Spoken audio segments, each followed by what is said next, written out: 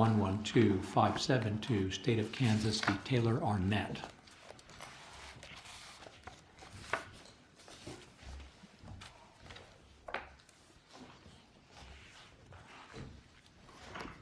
Not used to going first.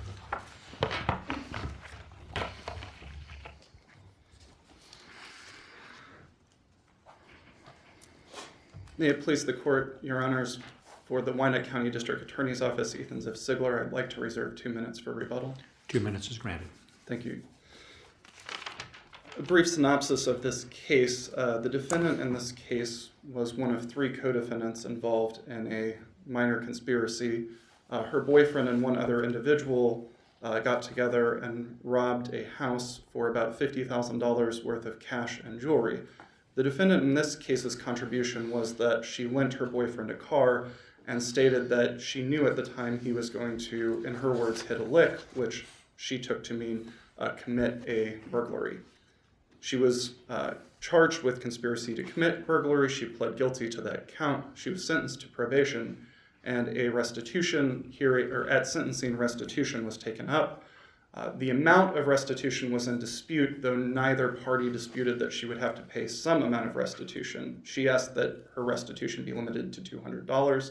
The district court ordered approximately $35,000 in restitution as part of the total loss from the actual conspiracy.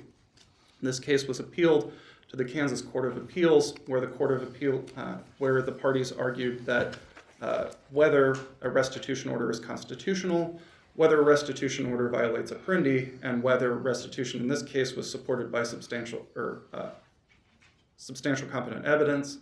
The Court of Appeals, in an unusual decision, did not take up any of those 3 issues. Instead, sua sponte raised whether restitution was appropriate at all in this case, and found that it was not, that conspiracy itself is too attenuated from the loss, and ordered the case reversed and that restitution not be ordered.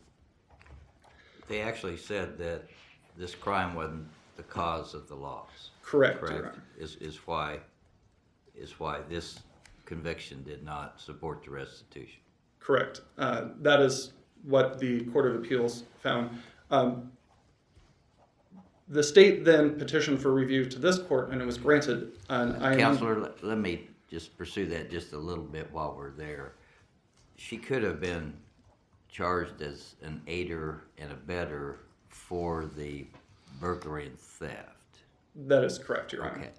And then there wouldn't have been any question that she would have been joint and severally liable for the loss. Well, actually, Your Honor, there would be a question, and this is the reason. There's currently a split on the Court of Appeals about whether burglary can serve as the basis of a restitution order without theft. And unfortunately, when the state petitioned for review to this court, we did not submit any supplemental briefs. It is an unusual case in that the reasons this Court of Appeals denied the restitution were not found in the original brief, so supplemental briefing probably was necessary in this case. The current governing law on restitution in Kansas is subject to a panel split on the Court of Appeals between 2 cases, State v. Miller, 51, Kansas Appellate, 2nd edition, 869, and State v. Vitrell, 53, Canap 2D, 272. In Miller, the Court of Appeals found that a plea to burglary where the theft was dismissed per the burglary could not serve as the basis for restitution because burglary itself is only entering with the intent to steal. It does not require a completed theft. In State v. Vitrell, a separate panel of the Court of Appeals found exactly the opposite, that the burglary itself entails the loss from the entry, including the items taken in the intended theft.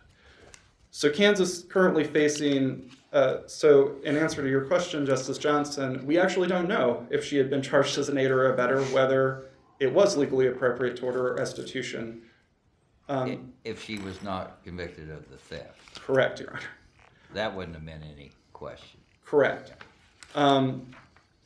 Is there a difference here if since she's charged with conspiracy as opposed to commit burglary as opposed to conspiracy to commit theft? Well, based upon the kind of the Court of Appeals analysis? in the analysis of Futrell, certainly they actually mention this case, State v. Arnett, in the dicta, and say that in that case the panel found, and that's the language I used, it was the conspiracy was too greatly attenuated from the burglary to justify ordering restitution. So they've actually addressed Arnett and subsequent dicta in Futrell. And under the Petrel logic, then it would be too attenuated because it was a conspiracy to commit a burglary and not the theft. Is that right? Well, I don't know. The dicta is not that direct. It tries to draw a line between distinguishing those two cases, and I don't know that there's a direct line. The state, of course, would argue that the Miller case and any cases citing to Miller were incorrectly decided. The current Supreme Court law on restitution is governed by roughly three cases: State v. Dexter, 276 Can 909, State v. Hall, 298 Can 978, State v. Hand, 297 Can 734. And basically, what those cases stand for is that restitution can only be charged against a defendant for the crime that's caused a loss outside of a plea agreement that states they'll be liable for more restitution.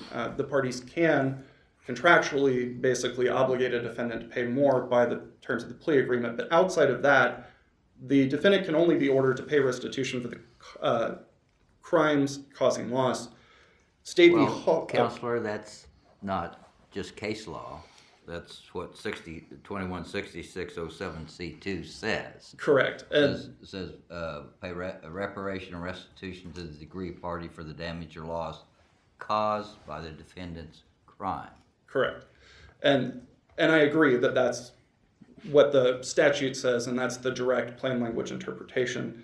State v. Hall states that not all tangential costs must be paid by the defendant, but there is no requirement that the loss be a direct loss, meaning that you don't have to show that the particular crime directly caused the loss, only that it was a cause of the loss. And then State v. Hand stands for roughly the same proposition as State v. Hall, that what we're looking for is whether the crime caused the loss, not whether it was directly caused by the loss. The state would argue in this case that Miller is incorrectly decided and that State v. Arnett, when it was taken up on appeal, were wrongly decided based on that case law. The conspiracy itself, providing the vehicle, going into a plan to commit the burglary, was a cause of the loss.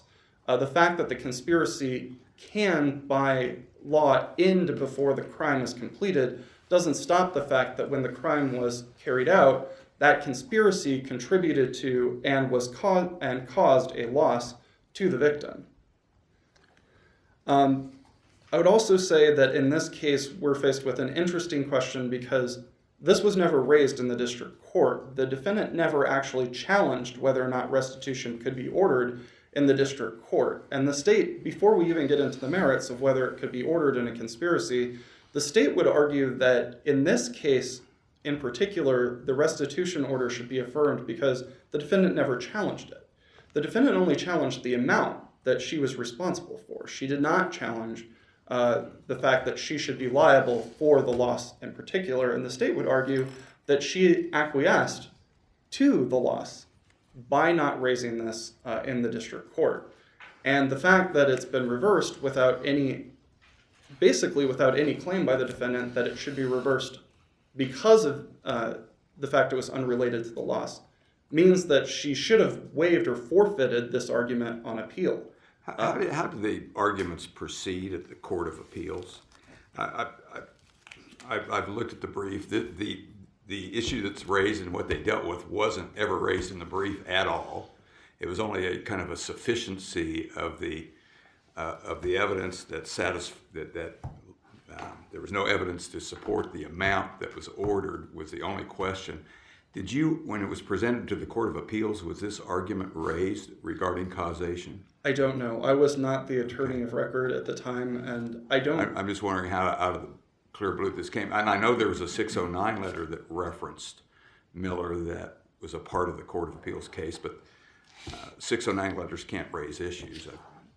Correct. And I wasn't there for the oral argument, and unfortunately, both of the attorneys who had been previously assigned to this case have left our office, and I was never debriefed on what was argued. Okay. I just know. I was curious how that occurred at oral argument at the Court of Appeals.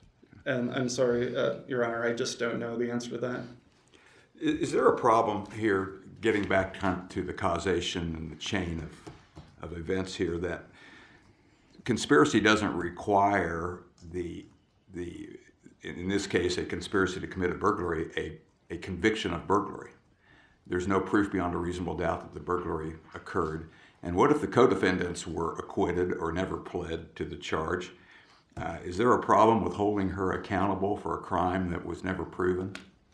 I don't think there is a problem with that. Why not? I don't, because the damage is caused by the planning in this case. She offers up her own vehicle for the burglary and then receives. But there's no proof a burglary was ever committed And in that scenario.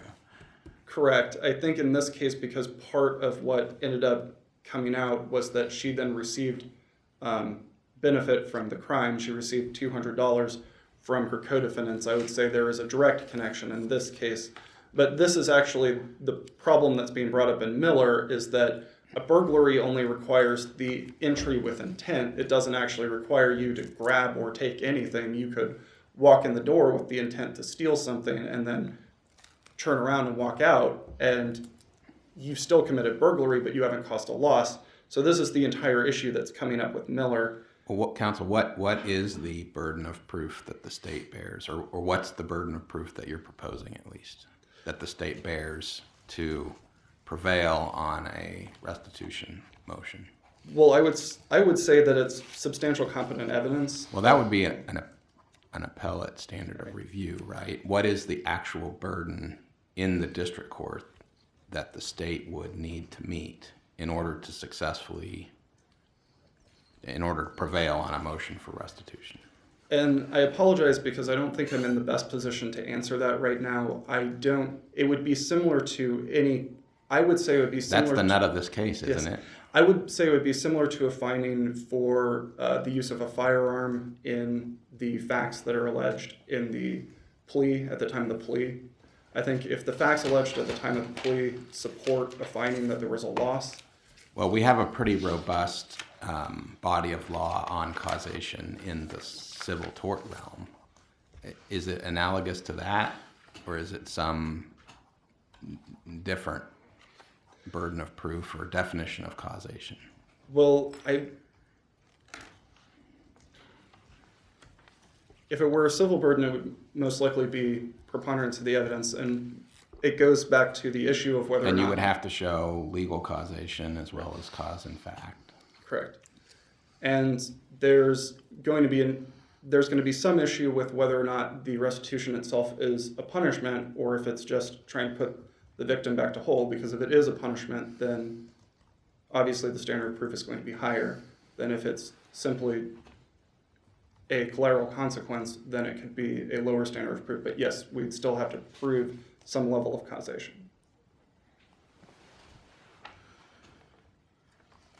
And just so I'm clear, your argument, the threshold argument is that the issue of causation was not raised by the defendant at the restitution hearing at the district court, and it was not raised on appeal to the Court of Appeals. Is that right?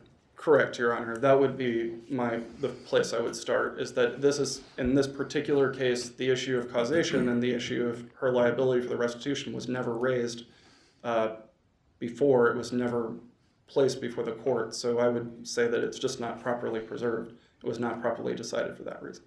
And if we agree with you, the remedy you're seeking from us is to say that issue was never raised, and if it was abandoned, and therefore the order of restitution stays as is, period, we're done. Correct, Your Honor. And then let me see if I'm understanding your theory of causation. And that is that she lends her car to these people with knowledge that they are going to do a hit, and that from that point on there is no break in the chain of causation, that act by her remains a factor in the causation of the crime. That would be my argument, Your Honor. And what would it take to break a chain of causation in a conspiracy? Anything? I mean, I understand your argument to be it doesn't have to be a completed crime, so that makes a strange causation scenario. Correct. And I think in this case, the most likely break in the chain of causation would be if there was no evidence that the conspiracy she was involved with ever went forward. For instance, if the two individuals had gone and taken a different car to go complete the burglary, it would be one thing, but if they're still using basically the fruits that she's provided to complete the burglary, I don't think there's a break in the causation. And the only evidence we have in terms of the plea proffer of facts, as I understand it, is that she received $200 back. And was there evidence that those proceeds came from the crime? Or just that they were a part of the agreement that if she lent the car, she'd get the money?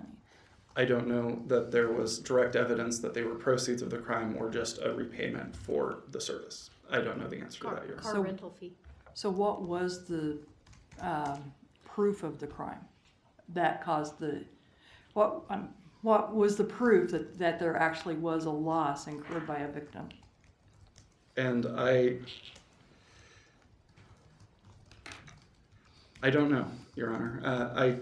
I believe that the proof, it's hard to tell if the proof was presented more as the general factual scenario versus specific to the conspiracy. I know there was evidence presented that a burglary took place and that there was a loss, but I'm not sure if that was just generally spoken about or if that was linked to the conspiracy itself. We were talking about a break in causation, what would be sufficient. I presume that I want to make sure, given your statement earlier, that the conspiracy could end before the crime's committed. And there would still be causation in the state's view.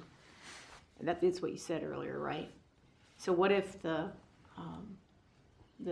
original deal is, will you lend us your car to go commit a burglary? And she says, yeah.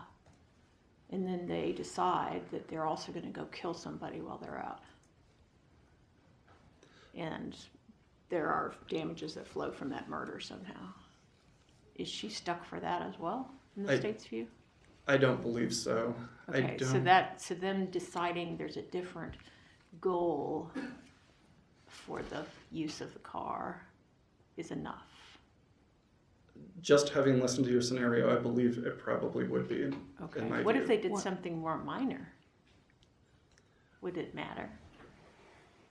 I made it an ugly scenario. Let's say they just decide to purse snatch too while they're out and about. I think there would be a problem of whether there was a meeting of the minds for her on the other actions. And in this case, she sort of indicated she knew what they were going to do. And that's where I believe the conspiracy So comes in. knowing what they're going to do is critical, right, here?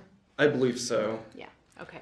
That's an interesting causation theory if we're going to stick with causation, because usually we talk about foreseeability. And isn't the whole concept of felony murder foreseeability? That if you agree to do a forcible felony, or that it's foreseeable that a murder could happen.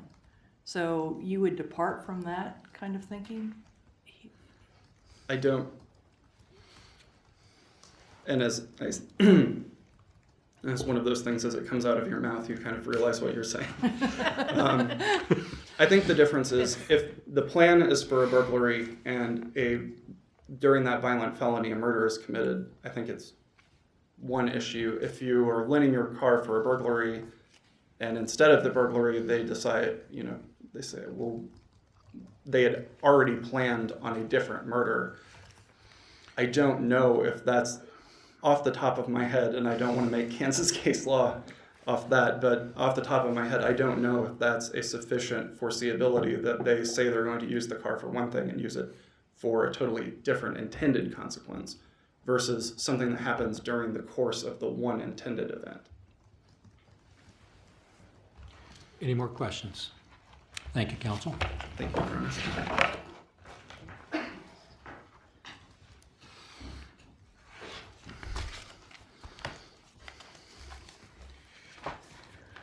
May it please the court, Sam Shire of the Kansas Appellate Defender Office, appearing on behalf of the defendant appellant, Taylor Arnett. Your Honor, unless this court would desire otherwise, I'll start out with some of the preservation issues that were talked about on the initial argument. And basically what happened in this case, in district court, there was a restitution hearing, and defense counsel objected to any restitution beyond $200. The logic being that because Ms. Arnett profited $200, that should be the cap on restitution. But there was a pretty clear objection to paying any restitution beyond $200. And it was something like commiserate with her level of involvement was kind of what she was I think the language that was used to make the objection. Right? That sounds right, Your Yeah, Honor. commiserate with her level of involvement. Yes, Your Honor. Yeah. So in the cases on But appeal, that's a little different theory to say, well, I was just minimally culpable, and so just a little bit is different than objecting to restitution being legally required because it doesn't fit within the parameters of the statutory requirement. I mean, those are two different deals. I mean, we've said you can't object on one basis in the district court and another basis on appeal. So why did that preserve the issue that the Court of Appeals hung their hat on? well, Your Honor, I think because there was an objection to restitution on the grounds that the court didn't have authority to impose restitution, that would preserve the issue for appeal as to whether the district court's restitution order is lawful. And in the brief, we took this from the perspective... Say that again, that there was an objection that on the basis of that there was not restitution owed. What did you just... Yeah, Well, that the district court lacked authority to order the restitution. That wasn't the objection. She, again, as Justice Johnson just pointed out, it was more of, it's a matter of amount. Commiserate with her level of involvement was the objection, meaning that it was based upon her minimal relationship to the crime as opposed to the others who actually did the burglary and theft. Wasn't that the objection? It wasn't that it wasn't. Well, as I understand the objection, it was that the district court did not have authority to impose restitution beyond $200. So I think that objection that the district court did not have authority to impose restitution preserved the issue on appeal. But Which that is- doesn't deal, I'm sorry. Go ahead. That doesn't deal with the issue of causation, which is why we've been spending all this time talking about causation under the statute. If she says, I'll order $200, I'm okay with that, you've given up on the issue of whether she had to pay any restitution. She's given up on the issue that there was no causation between her involvement and the damage. Have you not? Well, Your Honor, I would disagree. And I think because there's an objection that the district court has authority to go beyond $200, I mean, we might be past the point where she can say that she doesn't owe that $200 because that was acquiesced to. And that's the causation issue, is it not? Well, Your Honor, We're only arguing about the amount that she has to pay because she helped cause this damage. Your Honor, Isn't that it? the best I can answer your question is that, in my view, because there was an objection that the district court lacked authority to impose the restitution that it did, it preserves the issue for appeal. Now, I would concede that the issue of causation was not drawn out in district court. That's true. But the district court's authority to impose the restitution order that it did was challenged. And so I think that that order can be challenged on appeal for substantial competent evidence. And I think Which is what you did on appeal. You challenged it on substantial competent evidence on the basis that at the restitution hearing, no one admitted any evidence. For this reason, the district court's order of $33,248 restitution order was not supported by competent evidence. The court must vacate the order. That's how you framed it. It wasn't on a causation. It was that there was no evidence presented as to the amount. Well, Your Honor, that's true. And what I would say is that when we raise this as substantial competent evidence, causation is folded into that. And I think that's what the Court of Appeals kind of took the issue, is that there wasn't any evidence that would support a causation finding. Because no matter how you read the record, I don't see the causation based on the record that was produced in the district court at the restitution hearing. So having addressed those preservation issues, unless this court may have additional questions, but at this time I'll move into the merits. And basically what the Court of Appeals ruled in this case is that Ms. Arnett's crime of conviction did not cause any damages that the state sought for restitution. And I think that was a correct ruling. Would the crime have occurred without the vehicle? I would say maybe, maybe not, Your Honor. Well, isn't that, I mean, we often say causation's but for consideration, and if they needed transportation to get to the house to commit the burglary, and if she had not conspired and with an overt act of providing the vehicle, then maybe but for that, the crime wouldn't have occurred. Well, Your Honor, that I understand that point of view. But what I would say is that there's a distinction between causation and connection, and that's something that the Miller case talks about, the distinction between causation and connection. And in restitution cases, the restitution has to flow from a defendant's actual crime of conviction. And so the causation has to flow from the actual crime of conviction. And when you look at the crime of conviction in this case, it's a conspiracy to commit burglary, basically an agreement. And I don't see the economic damages that are caused by that agreement. But it's not just the agreement. Conspiracy is not committed by having an agreement. You have to have the additional element of an overt act, correct? That's correct, Your Honor. Okay. And so when we look, the crime includes the overt act of providing the car. yes, Your Honor. And when we look at that overt act, I don't believe that it caused any economic damages in this case. What caused the damages in this case was the actual commission of burglaries. Why isn't it just, again, back to Justice Johnson's question, why isn't it just a kind of a but-for test? But for the conspiracy, the burglary and theft would not have occurred. Why is that an incorrect way to legally analyze it? Your Honor, I think the question has to be what was caused by the actual criminal conduct that were voted. Right. I guess that gets back to the question I asked your opposing counsel, which is what burden of proof would you propose that the state is required to meet in order to sustain a motion for restitution?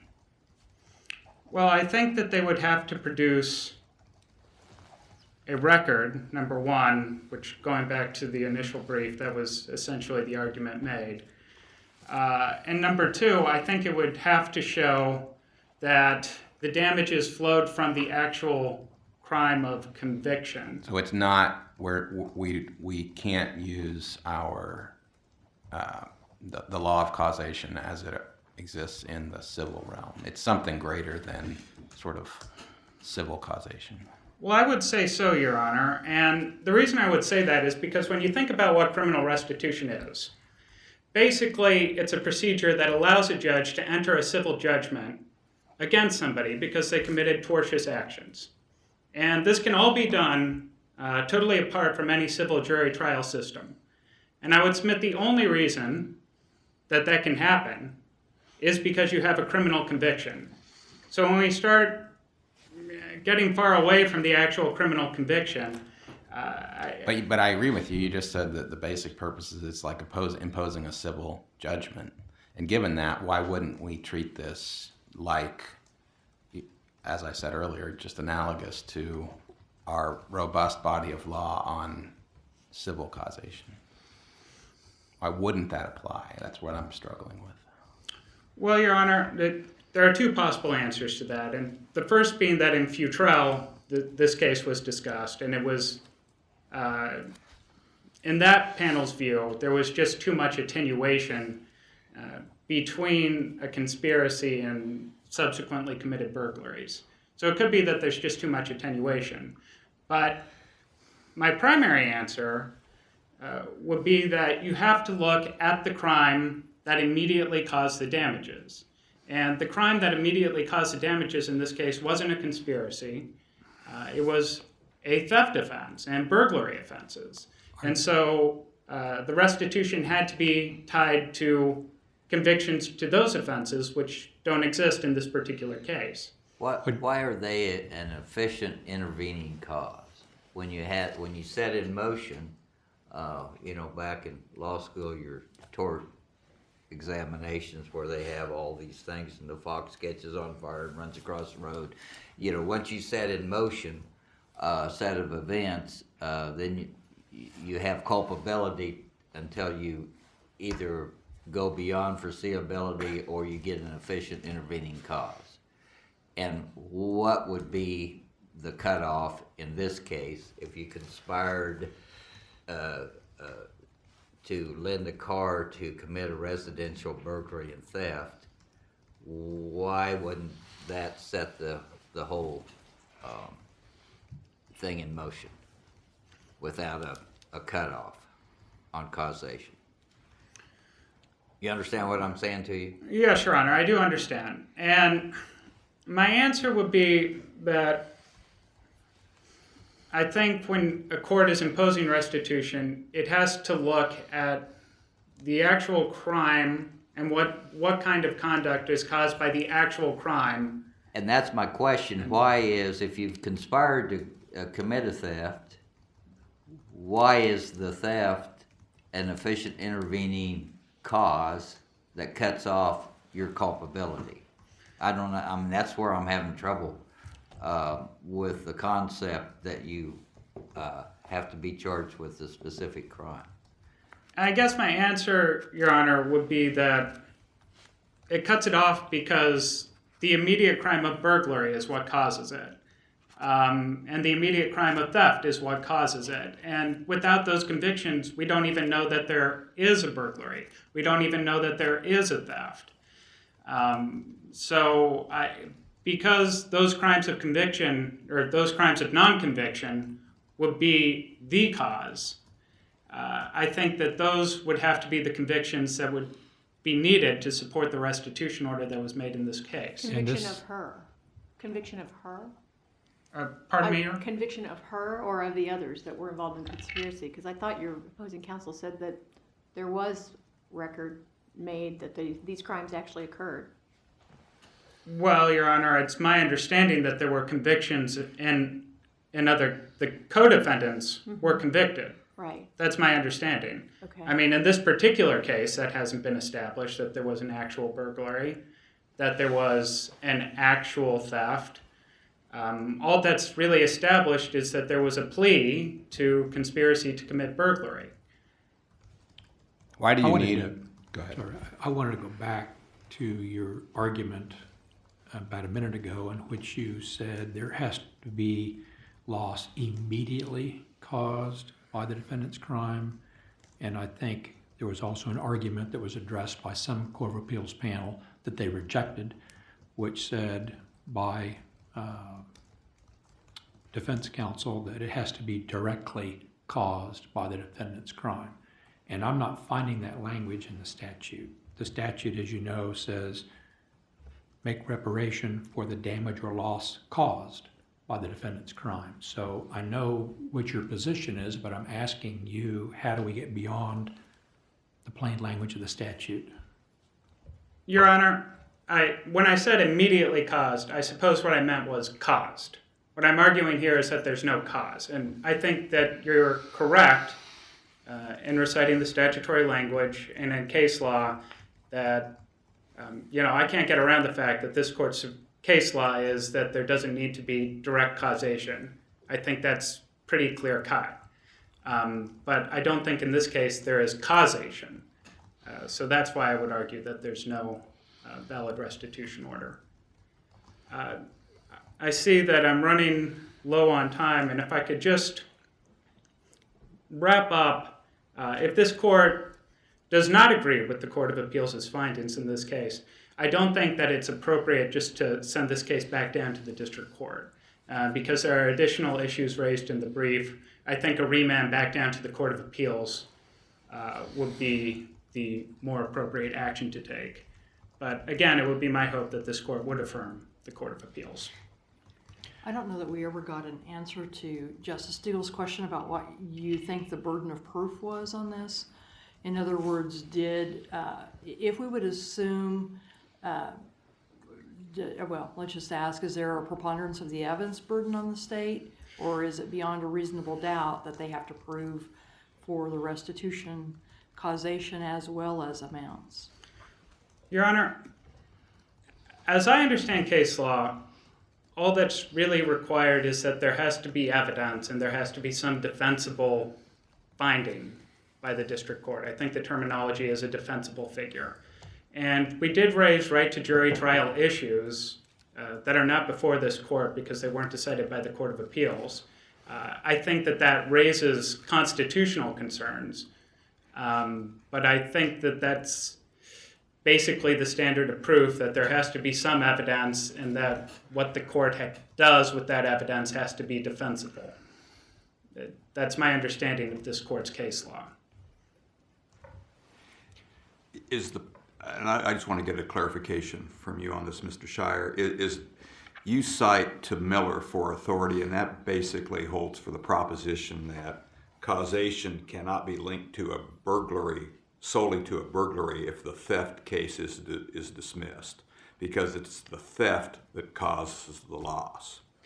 And then you kind of, in your discussion this morning, you're saying that causation is the burglary and the theft. Are you distinguishing that? Are you making it so? Is the problem here conspiracy that attenuates it from the causation, or are you following more of a Miller analysis that it is because there's not a theft? In other words, she pled to conspiracy to commit burglary and not theft. Had she pled to conspiracy to commit a theft, would that change it at all? I don't think so, based on the analysis of Miller. The reason why I say burglary and theft is because some of the restitution that was ordered in this case was because the state represented that there were damages caused to a home when it was broken into. And I think even under Miller, if you cause damages breaking into a residence, that's valid restitution. I'm sorry, maybe that's... Yeah, no, that's fine. I thought Miller said that you had to have a criminal damage to property for causation in that instance, but I'll check that. And this is one step further removed from Miller. It is a step removed, and okay. Any more questions? Just out of curiosity, was there any legal authority presented to the district court for the proposition that a convicted person only owes restitution in the amount by which they gained personally from the crime? No, Your Honor. That seems nonsensical to me. Well, I would concede that that's not what the law is, Your Honor. Any more questions? Any further presentation? No, Your Honor. Thank you. All right, thank you, counsel.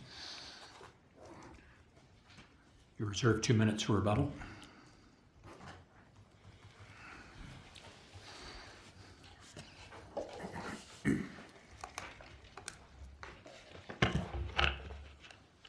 May it please the court. I would just briefly like to talk about the preservation issue. What defense counsel has stated is that the objection was that the court lacked the authority to impose restitution beyond $200. I don't think that's a correct reading of what the objection even was. One of the things the defense counsel mentioned is that no evidence of the amount of restitution was put on, but that was because the parties had already agreed what the amount of restitution was. In Record 4, there was a clear agreed upon record that the damage was around $35,000. The defense asked that her liability be capped at $200 per her own personal gain, and as the court has already pointed out, there is no legal standard that that is the appropriate amount of restitution. The reason there was no evidentiary presentation is, and this is why the the preservation is so important. When a party concedes amounts, when a party concedes their liability, there's no reason for the parties to present additional evidence to try to link the total value. How did that concession occur? Was it a stipulation? I don't know the exact format of it, but Record 4 contains the sort of the amounts. And so I believe in this case, I believe the issue of Miller needs to be addressed eventually. I just don't think this is the right case for it. I think this is a case that should be affirmed. The judgment of the district court should be affirmed because these issues were not properly. If we agree with you on preservation, wouldn't we have to, at a minimum, remand it to the Court of Appeals to consider the issues actually briefed? Well, those issues were briefed, but I don't believe those issues were even preserved for the Court of Appeals because those constitutional issues themselves were not presented at the time of the restitution hearing either. And I don't believe... Isn't that for the Court of Appeals to make that determination, though? I suppose it is, Your Honor. Yeah. But I just wanted to address preservation briefly. Any further presentation? No, Your Honor. Any more questions? Thank you, counsel. We thank you both for your arguments this morning. The court will take this matter under advisement.